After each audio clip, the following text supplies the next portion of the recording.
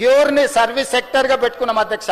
Outer ring road out side నుంచి future లో మనం నిర్మించుకునే రీజనల్ రింగ్ రోడ్, ఇప్పుడు ఔటర్ రింగ్ రోడ్ 160 కిలోమీటర్లు ఉంటే రీజనల్ రింగ్ రోడ్ 360 కిలోమీటర్లు ఉంది అధ్యక్ష. నార్థన్ పార్ట్ ఆల్రెడీ కేంద్ర ప్రభుత్వం అనుమతి ఇచ్చింది. దానికి నెంబర్ కూడా నేషనల్ హైవే నెంబర్ ఇచ్చాను 161A నెంబర్ కూడా మనం తెచ్చుకున్నాం. టెండర్స్ పిలిపించుకున్నాం. ఈ రోజు ప్రణాళికలు సిద్ధమవుతున్నాయి. సదరన్ పార్ట్ కూడా నెక్స్ట్ ఫేజ్ లో శాంక్షన్ ఇస్తామన్నారు. ఏప్రిల్ తర్వాత ఇస్తామని కేంద్ర ప్రభుత్వం చెప్పింది. 360 కిలోమీటర్ల రీజనల్ రింగ్ రోడ్ తెలంగాణకు రాబోతుంది రెండవ మణిహారం అధ్యక్ష. Not only regional ring road, regional ring rail all along with regional ring road, ring rail ను కూడా కేంద్ర ప్రభుత్వం మనకు అనుమతిస్తున్నది అధ్యక్ష. ఇదే కాదు, ఈనాడు పరిశ్రమల్ని అదే విధంగా పెట్టుబడులను ఆకర్షించడానికి ఈ outer ring road out side, regional ring road inside manufacturing zone ను క్రియేట్ చేయడానికి ఈ రోజు radial roads, outer ring road ను, అదే విధంగా రీజనల్ రింగ్ రైల్ ని, రీజనల్ రింగ్ రోడ్ ని, అదే విధంగా ఈ రోజు కేంద్ర ప్రభుత్వం మన బడ్జెట్ లో 7 బుల్లెట్ ట్రైన్ స్పీడ్ ట్రైన్లను ప్రకటిస్తే